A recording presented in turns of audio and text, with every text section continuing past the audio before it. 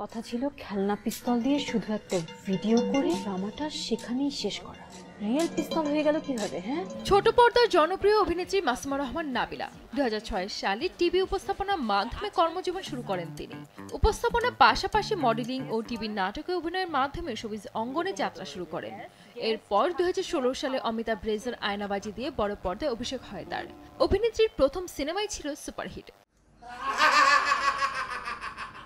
আয়নাবাজিতে চঞ্চল চৌধুরীর বিপরীতে অভিনয় করে ব্যাপক দর্শকপ্রিয়তা অর্জন করেছিলেন তিনি।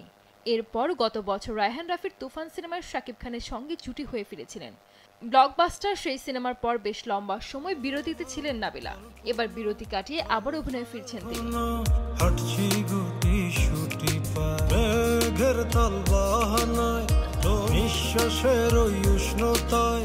জানা যায় মেগাস্টার শাকিব খানের পর এবার আরেক জনপ্রিয় অভিনেতা আফরান নিশোর বিপরীতে দেখা যাবে তাকে। তবে কোনো সিনেমার নয়, ফিকি জাহেদ পরিচালিত আকাশ সিরিজে কাজ করবেন নাবিলা।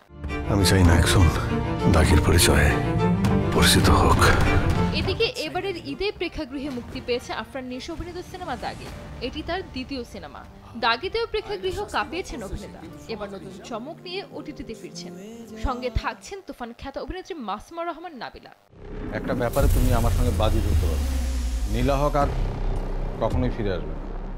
এর আগে নিশো ভিকির পুনর্জন্ম সিরিজটি ব্যাপক সাড়া ফেলেছিল। তবে নতুন সিরিজ নিয়ে আনুষ্ঠানিক কোনো মন্তব্য পাওয়া যায়নি।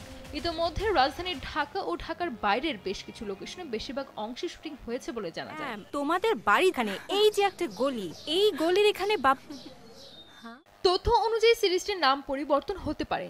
আপাতত প্রাথমিকভাবে এর নাম রাখা হয়েছে আকা। আজাদও হতে পারে।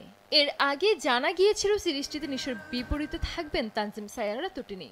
শেষ খবর পাওয়া পর্যন্ত তটিনী নেই এতে। সেখানে নাবিলাকে দেখতে পারবেন দর্শক।